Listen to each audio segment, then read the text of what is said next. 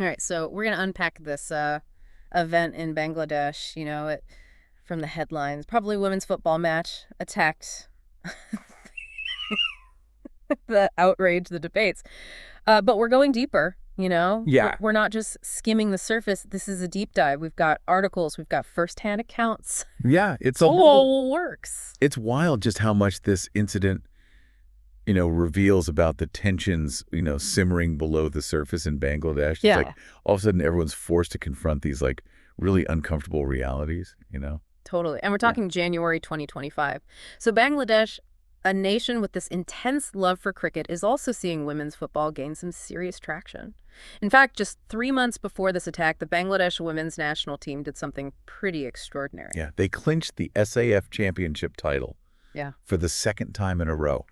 Can you imagine that? Unbelievable. And the final was a total nail-biter against Nepal, decided by goals from Monica Chakma and Ritu Chakma. It wasn't just a victory. It felt like this wave of national pride. It's a powerful symbol of progress, especially for women. Yeah, absolutely. And that's what makes this attack in Joypurhat all the more jarring. I mean, this wasn't just a protest. This was a mob of madrasa students and extremists storming the field, tearing down fences, threatening violence. They even live streamed the whole thing on Facebook. Talk about brazen. Yeah, their justification. They claim the match was anti-Islamic.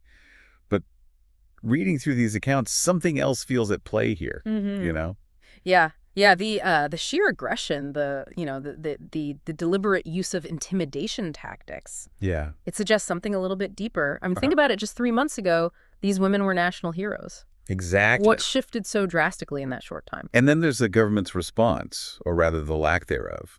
While protests by opposition groups or even teachers demanding fair wages are met with swift action, often forceful, in this case, silence. Yeah, and this isn't an isolated incident either. Our sources point to a disturbing pattern of mob violence and intimidation in Bangladesh. Yeah. We're talking about, the burning of Hindu homes, the vandalizing of shrines, assaults on teachers, even lynchings over accusations of blasphemy. It's unbelievable. And the perpetrators. Right. Often they just walk free. So you have this environment where fear reigns supreme.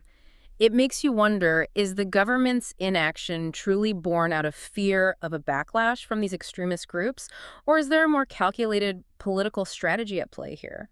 It's a chilling thought, isn't it? It is. This idea that the government might be prioritizing appeasement over protecting its citizens and upholding the rule of law. And let's face it, their silence speaks volumes. It's like they're saying violence gets you a seat at the table. Yeah, one of the articles we have puts it this way. It says, when you refuse to act, you are choosing to stand with the oppressors. Wow. That really resonated with me. It's powerful and sadly rings true. But here's the thing that keeps nagging at me. Is this truly about religion, or is something else driving this need to control and intimidate? That's a question worth exploring. Let's dive into some of the specific incidents and statements made by the attackers. Yeah. I think you'll find that the justifications offered often mask a deeper agenda. They're not always what they seem on the surface. Okay, let's do it. Yeah. Looking at all these sources, the recurring theme, it isn't really about religious doctrine. It's about control, Right. Specifically control over women and anyone who challenges their worldview. Yeah, it's like they're cherry-picking aspects of religion to fit their agenda. Yeah. The article actually quotes a local imam who condemns the attacks, saying, these extremists don't represent Islam, they represent fear and a desire to dominate.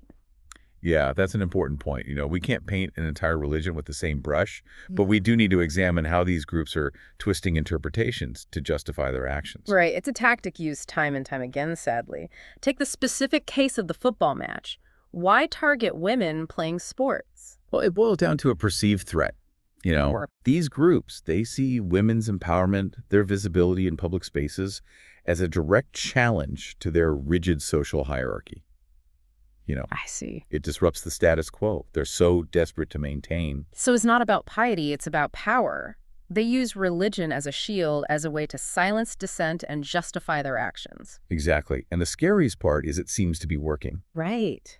Their tactics of intimidation are creating a climate of fear where people are hesitant to speak out. Think about the psychological impact on these women footballers. Just months ago, they were celebrated, held up as role models.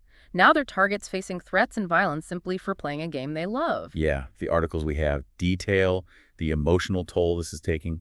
Many women are afraid to leave their homes, let alone participate in public life. Right. It creates this chilling effect that ripples throughout society. It's a vicious cycle. Fear breeds silence, and silence emboldens the oppressors. Which brings us back to the government's deafening silence. Right? Their inaction, whether intentional or not, it sends a clear message that these extremist voices hold sway.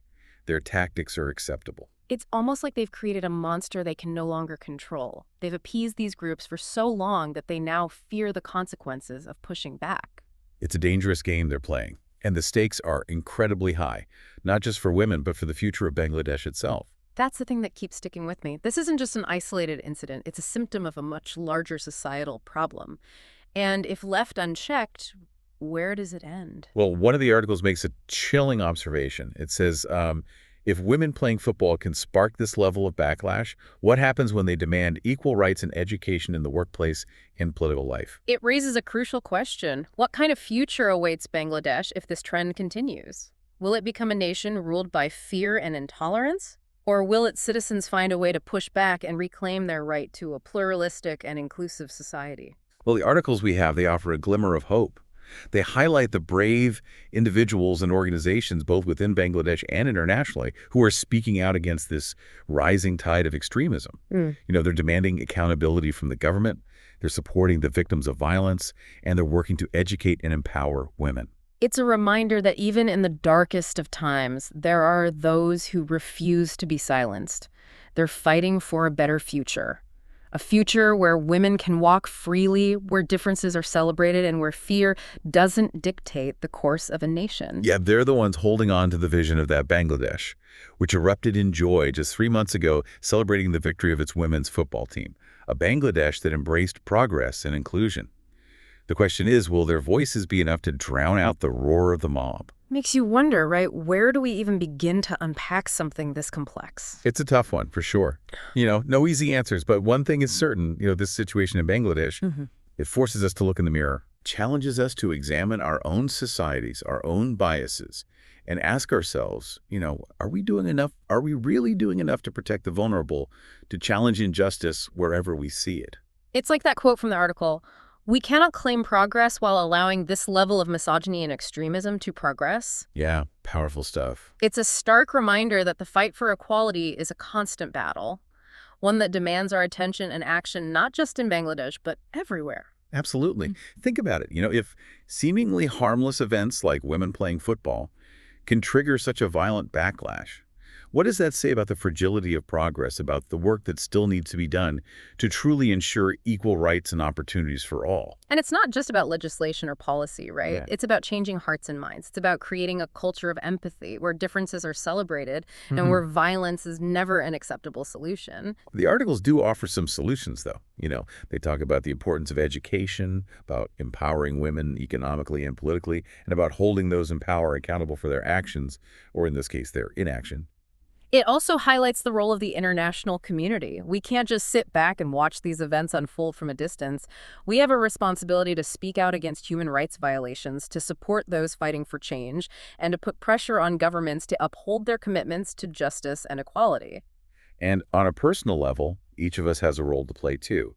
We can start by educating ourselves about the challenges faced by women in Bangladesh and around the world. We can support organizations working to empower women and combat extremism. And most importantly, we can speak up. We can challenge harmful stereotypes, confront intolerance, and refuse to be bystanders in the face of injustice. So as we wrap up this deep dive, we want to leave you with this thought. The situation in Bangladesh might seem far away, but the issues it raises are universal. The fight for equality, for justice, for the freedom to live without fear, that's a fight we all share. And it's a fight that requires each of us to step up, to speak out, and to act. The future, both in Bangladesh and beyond, depends on it.